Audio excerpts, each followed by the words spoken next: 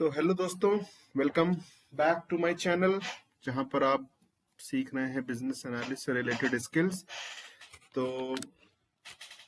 हमने अब तक बात की है बिजनेस एनालिस्ट होता क्या है और उसका जो रिक्वायरमेंट कैसे गैदर करता है, उसको एनालाइज कैसे करता है। और हमने देखा था बीआरडी कैसे बनाते हैं, उसका एक टेम्पलेट भी आई थिंक मैंने एक्सप्लेन किया है।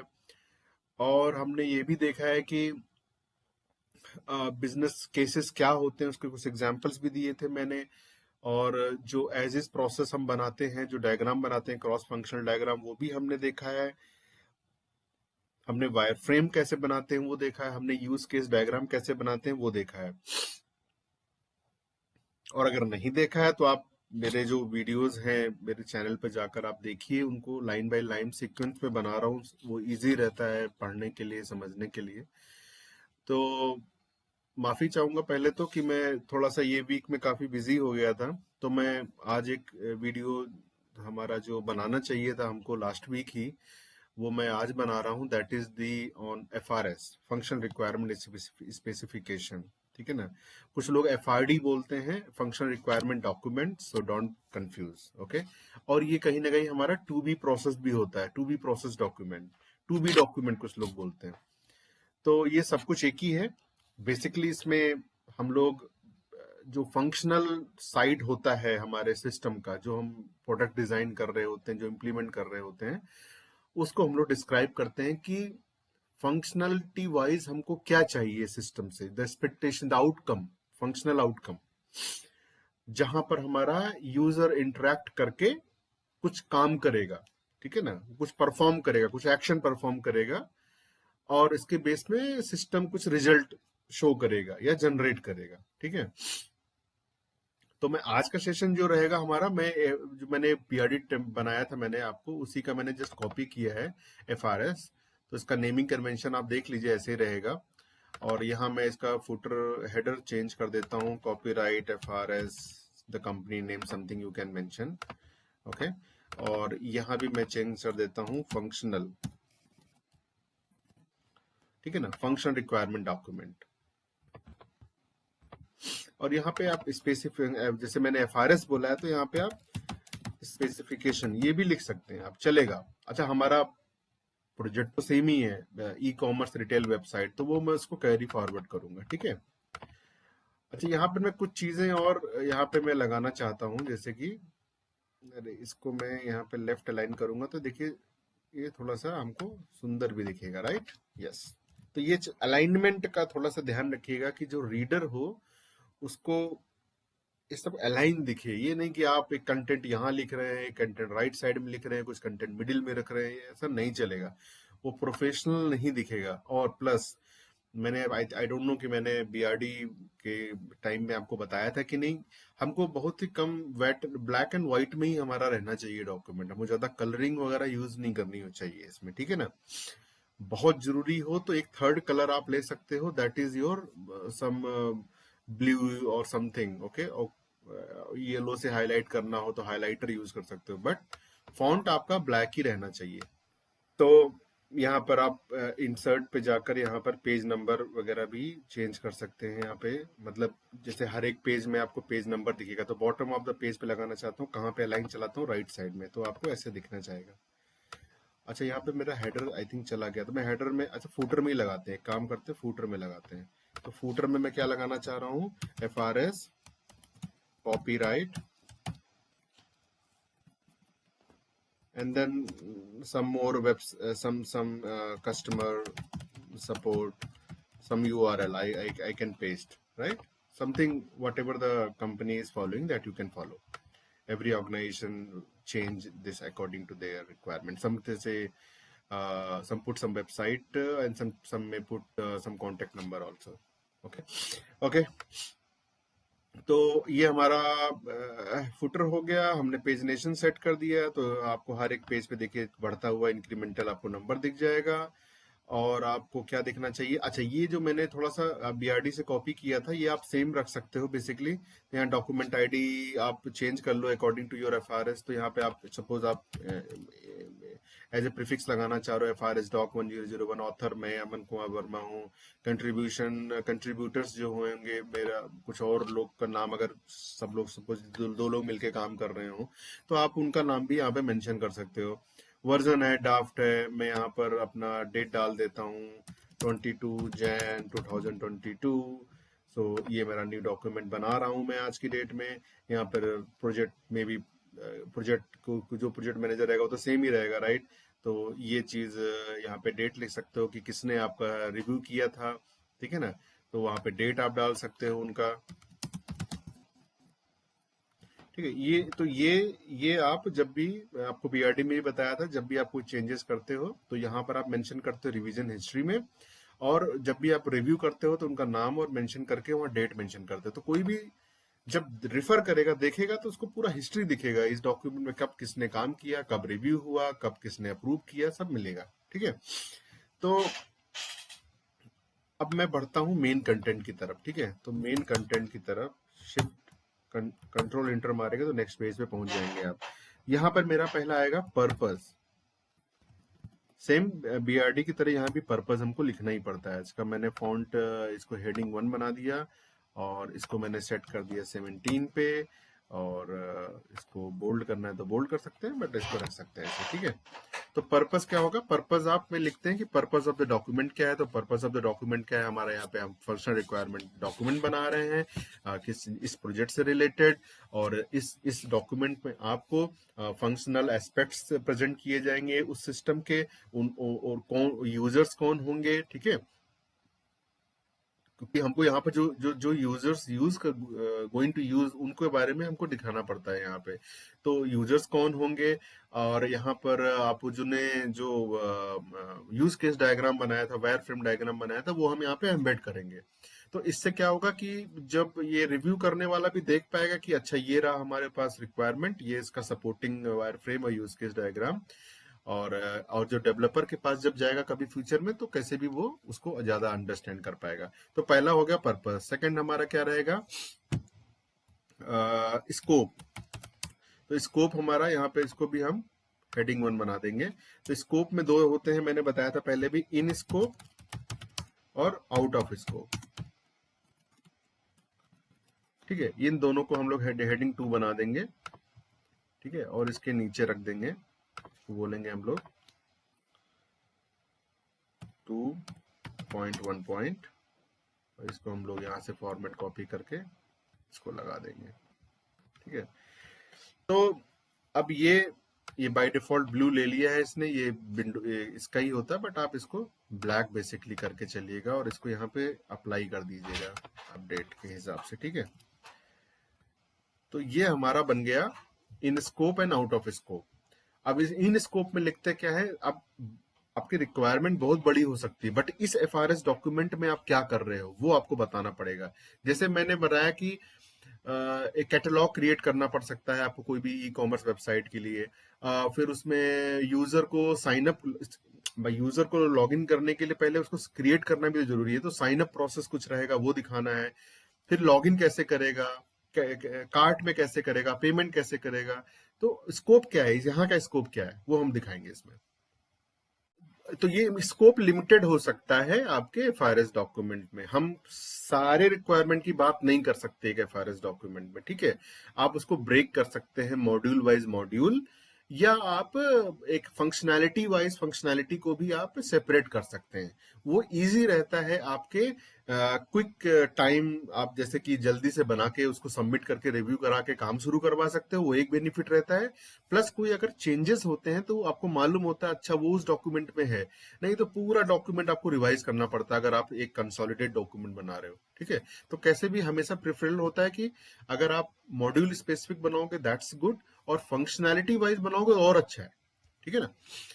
तो अब मैं क्या करने वाला हूं, यहाँ पे स्कोप मैंने लिख दिया, तो यहाँ पे मैं एग्जाम्पल के रूप में ले लेता हूँ। यहाँ पर स्कोप क्या है कि यहाँ पे स्कोप है हमारा कि कैटलॉग क्रिएट करना, क्रिएट कैटलॉग, एंड देन मेरा दूसरा क्या हो सकता है, मेरा यहाँ पे यूजर साइन अप, और स्कोप क्या है मेरा, ये मैं एक पैकेज के हिसाब से बना रहा हूँ, नहीं तो आप क्रिएट कैटलॉग का एक पूरा एक फंक्शन एक FRS डॉक्यूमेंट बना सकते हो। ठीक है, मैं एग्जाम्पल के रूप में बता रहा हूँ। और यहाँ पे मैं साइन इन, ये तीन चीज, यूजर साइन इन, तीन का आउट ऑफ स्कोप क्या है अभी के लिए मैं बता देता हूं। जैसे कि यूजर साइन इन विद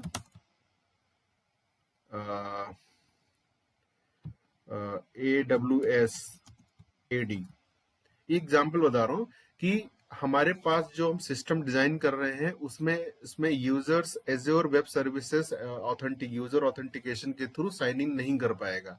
यानी कि यूजर हम इसके साथ में फेडरेशन नहीं करने वाले हैं। थोड़ा सा टेक्निकल हो रहा है, मैं आपको बताना नहीं चाह रहा था, बट आप ये समझ लीजिए कुछ भी ऐसा चीज जो आप बाहर रखना चाहते हो, कोई एज्यूम ना कर ले, अपने हिसाब से एज्यूम ना कर ले कि भाई नहीं नहीं ये भी वाला भी अलाउ है, तो वो आप यहाँ डिफाइन कर सकते हैं भाई अलाउ नहीं है। तो यहाँ पर user sign in with Azure AD, क्योंकि हम फेडरेशन सेटअप नहीं कर रहे हो उसके साथ में, तो आप उसको यहाँ पे दिखा सकते हो। अच्छा, और क्या आउट ऑफ स्कोप में रख सकते हो? जैसे मैं बोलता हूँ पेमेंट पेमेंट सिस्टम, हम पेमेंट सिस्टम की बात अभी नहीं कर रहे हैं, तो हम आउट ऑफ स्कोप रख सकते हैं अभी फिलहाल के लिए। ठीक है ना। और भी कुछ कैटलॉग है यहाँ पर, pics, item pics, item pics insertion along with item, along with catalog, तो वो आप इसमें बोल सकते हो कि भाई सिर्फ हम आइटम्स का नाम, उसकी कैटेगरी, उसका डिस्क्रिप्शन, उसका measurement, size and all that हम मेंशन करेंगे, पिक अभी नहीं करेंगे, वो दूसरी फंक्शनैलिटी में आएगा। तो ऐसे हम डिफाइन कर सकते हैं कि जो रीडर हो समझे कि अच्छा इस फंक्शनैलिटी में जब भी हम काम करेंगे इस पर्टिकुलर डॉक्यूमेंट के बिहाफ पे, तो वहां पर ये चीजें आउट ऑफ स्कोप है। ठीक है ना। अच्छा, पर्पस डेफिनेशन एक ही चीज हो जाती है लगभग, स्कोप। और फिर हम यहाँ पे आते हैं यूजर्स। एंड यूजर्स कौन है? Target user you can say. Target user हमारा तीसरा यहाँ पे सेक्शन हम बना लेंगे इसके लिए। और टारगेट यूजर्स कौन है हमारे? ये हमारे ई कॉमर्स। अच्छा, इसके हिसाब से सोचेंगे कैटलॉग कौन क्रिएट कर रहा है हमारा? एडमिन। एडमिन यूजर्स हमारे पहले सेट ऑफ यूजर्स रहेंगे। इसके बाद मे बी सेल्स वाले लोग रहेंगे, मे बी मार्केटिंग वाले लोग रहेंगे, कहीं ना कहीं इस डेटा को यूज करेंगे, राइट, वो लोग। और हमारे एंड यूजर्स, एंड यूजर हमारे वो ग्लोबल ग्लोबल यूजर्स हो सकते हैं हमारे, क्योंकि हम लोग ग्लोबल इसको लॉन्च कर रहे हैं, राइट।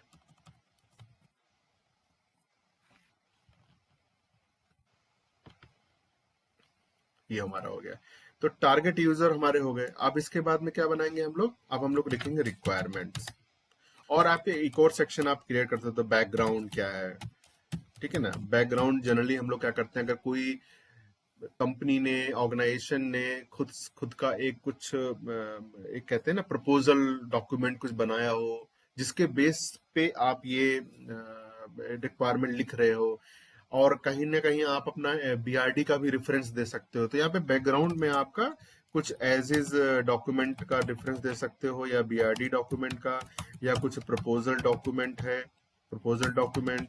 ठीक है ना। स्टेटमेंट ऑफ वर्क, कुछ भी दे सकते हो बैकग्राउंड। अच्छा, अब इसमें क्या कर सकते हैं हम लोग? अब इसके बाद में, अच्छा इसको मैंने तो इसको हेडिंग नहीं बनाया था, तो ये चौथी हेडिंग है मेरी। ठीक है। अच्छा, अब इसमें क्या करेंगे हम? अब बैकग्राउंड हो गया हमारा। अब हम क्या करेंगे? यहाँ पे फंक्शन रिक्वायरमेंट लिखेंगे। फंक्शन रिक्वायरमेंट लिखने के दो तरीके हैं, या तो आप उसको यूज केसेस में डिवाइड कर दीजिए, या आप सिंपल रिक्वायरमेंट लिखना शुरू कर दीजिए। फंक्शन रिक्वायरमेंट वन, तो आपको मालूम है फंक्शन रिक्वायरमेंट वन क्या है? 5.1 क्या रहेगा आपका? 5.1 क्या है आपका? ओके, मैं इसको ऐसे करता हूँ पहले। हमारा catalogue creation, right, create catalogue, हमारा क्रिएट कैटलॉग ही था, राइट। तो इसको 2 बना देंगे, 5.1 आ जाएगा। तो क्रिएट कैटलॉग,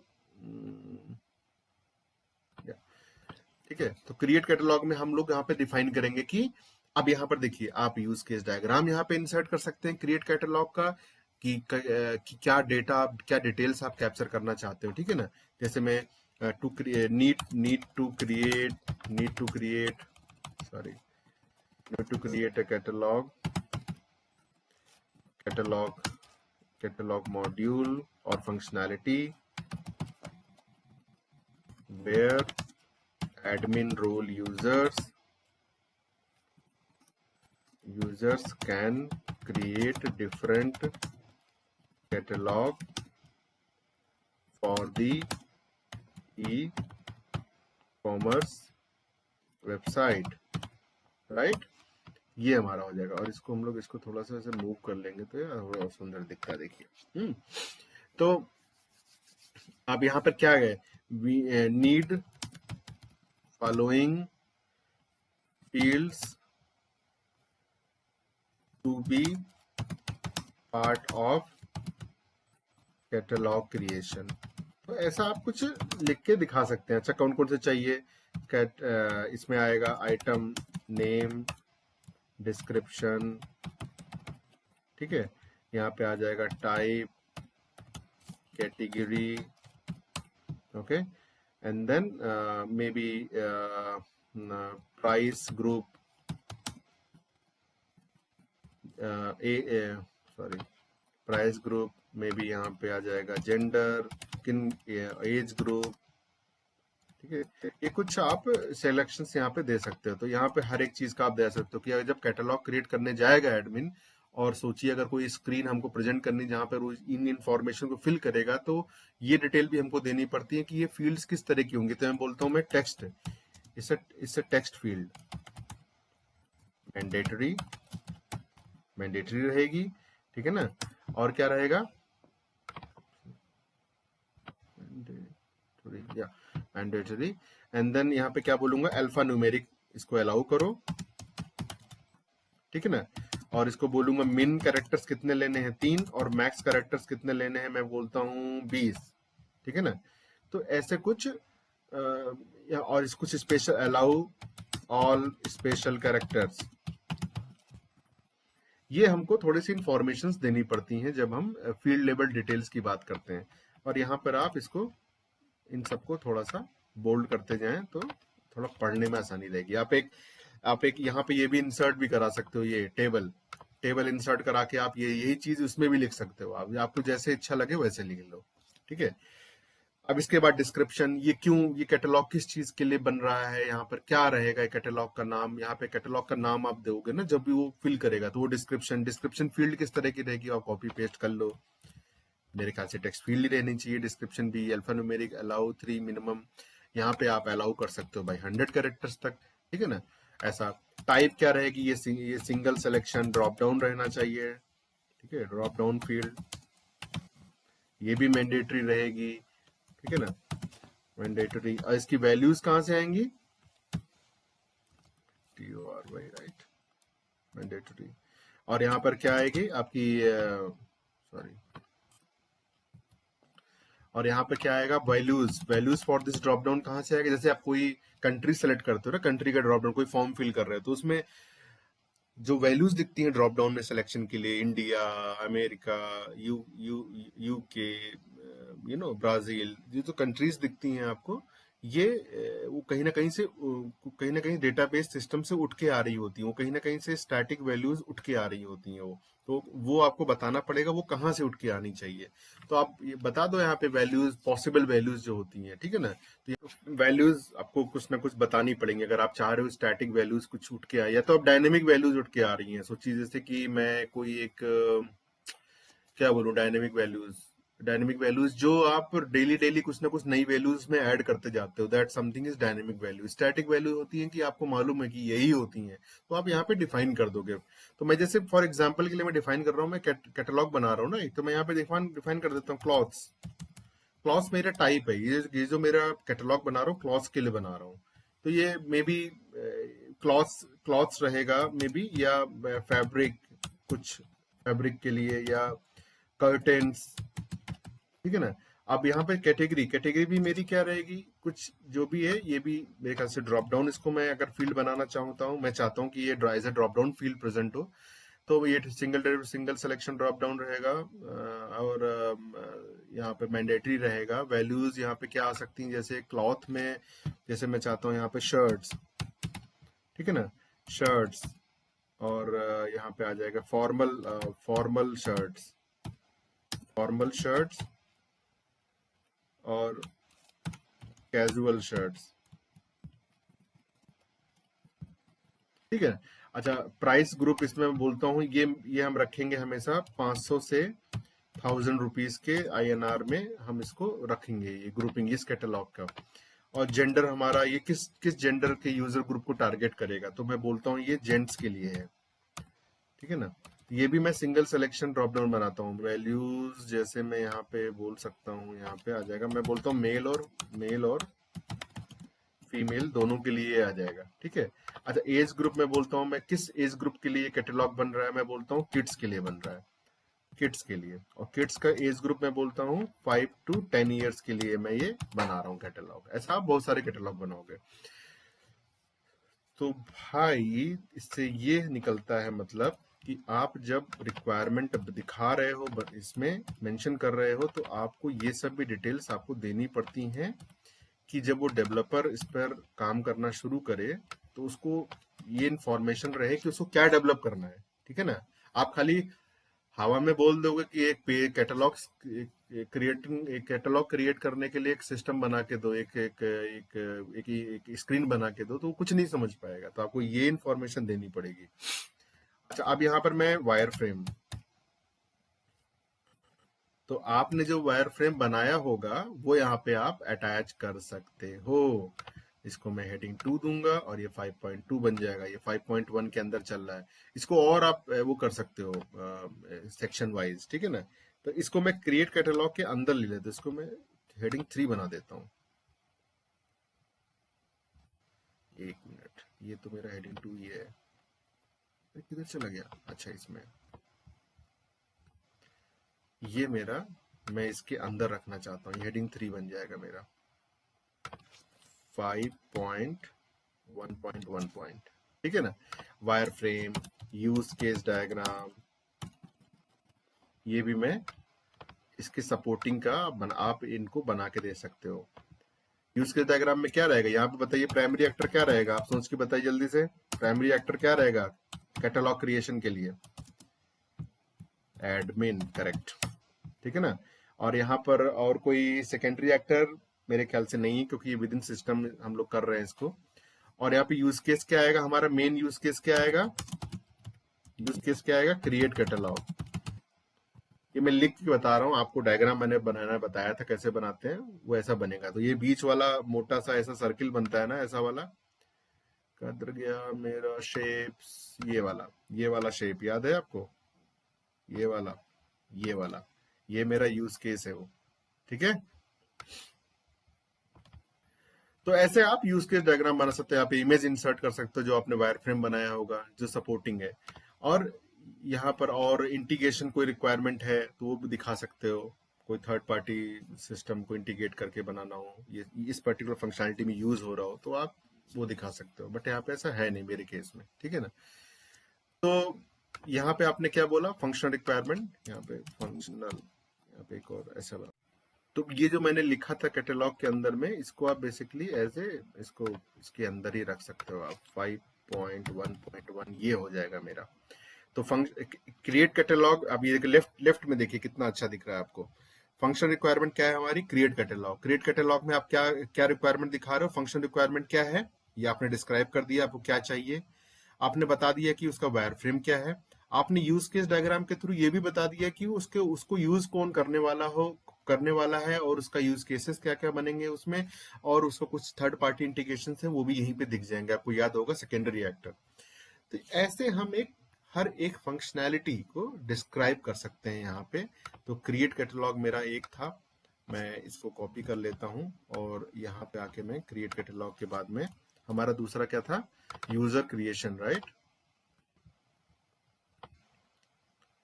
सॉरी, इसको सेकंड में ले जाना है, क्या था, user sign in, right, user sign in. तो user sign up, user sign up का बनाना है हमको एक। तो यूजर साइन अप करने के लिए क्या क्या चाहिए, हम first name last name email capture करेंगे हर एक यूजर का, उसका एड्रेस कैप्चर करेंगे, और उसके पेमेंट डिटेल्स कैप्चर करना चाहेंगे, ऑप्शनल है वो कैप्चर कर लेंगे, नहीं तो जब वो कैसे भी कार्ड पेमेंट करेगा तो कैसे भी हम लोग डिमांड करेंगे। तो ऐसे करके आप ये रिक्वायरमेंट भी सेम सेम फॉर्मेट में आप लिख सकते हो। फिर यूजर साइन इन, तो हमारे इस डॉक्यूमेंट में हमने टारगेट क्या किया था इन स्कोप में, user create catalogue, user sign up, user sign in. तो इनका आपको यहाँ पर देखिए, यहाँ पर फंक्शन रिक्वायरमेंट के बारे में भी जब आप बनाएंगे सेक्शन, तो वहां पे इन चीजों की डिटेल्स होनी चाहिए जो भी आपने इन स्कोप में लिखा था, ठीक है ना। अब अच्छा, फंक्शन रिक्वायरमेंट यही होता है बेसिकली, ठीक है ना। अब इसको यूज केस फॉर्मेट, कभी लोग बोलते हैं यूज केस फॉर्मेट में लिखो, तो यूज केस फॉर्मेट में कुछ नहीं है, जो मैंने आपको बताया ना यहाँ पे, ये जो यहाँ पे इसको मैं एक्सपेंड करता हूँ, यहाँ पे यही चीज है, प्राइमरी एक्टर कौन है, ठीक है ना। इसको आप ऐसा कर सकते हो, सेक्शन 4 बना सकते हो, और इसको बोल सकते हो 5.1.3.1, और इसको फॉर्मेट पे लेके इसको भी फॉर्मेट में ले लो, तो ऐसा बन जाएगा, ठीक है ना। तो ऐसा करके आप इसमें आप वही सब लिखते हो कि उसका प्राइमरी एक्टर कौन है, सेकेंडरी एक्टर कौन है, उसका यूज केस क्या है, वो उसका फ्लो कहाँ से, फ्लो तो कैसे भी आप जब अपनी यूज केस डायग्राम बनाओगे तो वो सीक्वेंस में, मैंने बोला था ना आपको, सीक्वेंस में रखना है, ये जो यूज केसेस है वो सीक्वेंस में रखना पड़ेगा, तो वहां पे बना सकते हैं आप, तो इजी हो जाता है। नीचे आप अपेंडिक्सेस का एक और सेक्शन क्रिएट कर सकते हो सबसे लास्ट में, इन सब फंक्शन रिक्वायरमेंट डॉक्यूमेंट में लिखने के बाद में, ठीक है। तो वहाँ पे आप सबसे लास्ट में, उसमें कुछ नहीं करते हैं, उसमें भी कुछ हम लोग बुक रेफरेंस और ये तमाम चीजें दे देते हैं, ज्यादा कुछ होता नहीं है, बट मेनली यही होता है आपका, ठीक है ना। अच्छा, यहाँ पर मैंने एक चीज और ऐड करनी चाहिए थी, वो था अपना ये वाला insert, sorry, references, table of content. तो टेबल ऑफ कंटेंट आपका आ जाएगा, ठीक है। तो अब मेरा देखिए पूरा डॉक्यूमेंट कैसा दिख रहा है, देखिए मेरा ये डॉक्यूमेंट शुरुआत यहाँ से हो रही है, जहाँ पे आपने डिफाइन किया कि आप बना क्या रहे हो, किस प्रोजेक्ट के रिलेटेड बना रहे हो, उसका टेबल ऑफ कंटेंट क्या है, इस डॉक्यूमेंट को लिख कौन रहा है, रिवीजन हिस्ट्री क्या है, रिव्यू रिव्यू ये एक्चुअली रिव्यू हिस्ट्री है, सॉरी, ओके, या रिव्यू हिस्ट्री क्या है, ठीक है। और इसके बाद आपने देखा कि मैंने लिखा कि पर्पस क्या है इस डॉक्यूमेंट का, स्कोप क्या है इस रिक्वायरमेंट का, और टारगेट यूजर्स कौन से हैं इस सिस्टम को यूज करने के लिए, कहीं ना कहीं यहाँ पे यूज केस में भी रिफ्लेक्ट करेगा ये सब, ठीक है। बैकग्राउंड क्या रहा है, हमने कहाँ से इसका रिक्वायरमेंट लिया है, हम कहाँ से शुरू कर रहे हैं बनाने का, ये पूरा आप बताओगे उसमें। हर एक जो इन स्कोप आपने दिखाया था उसको लेकर आप फंक्शन रिक्वायरमेंट डिटेल आउट करोगे, यहाँ पे use case diagram, wire frame attach करोगे, and your job is done in the function requirement document, ठीक है। तो आई थिंक आज के लिए इतना ही है, और कुछ क्वेश्चंस रहेंगे आपको स्पेसिफिक, तो please comment me in that video, और अब मैं वहां पर रिप्लाई करूंगा, ठीक है। और होप या आपको कुछ ना कुछ सीखने को मिला होगा इस वीडियो से। तो आज बहुत बहुत धन्यवाद आपके टाइम स्पेंड करने के लिए, और जल्दी जल्द मैं अपना एक नया वीडियो लेके आऊंगा किसी और टॉपिक पे, अभी तक मैंने सोचा नहीं है, मैं एक टॉपिक पे अच्छा सा कोई इंटरेस्टिंग टॉपिक लेके आऊंगा जो कि हम अगेन बिजनेस एनालिस्ट के डेली लाइफ में यूज होता है। तो प्लीज सब्सक्राइब माय चैनल और बेल आइकन दबा दीजिएगा, ठीक है। Thank you very much.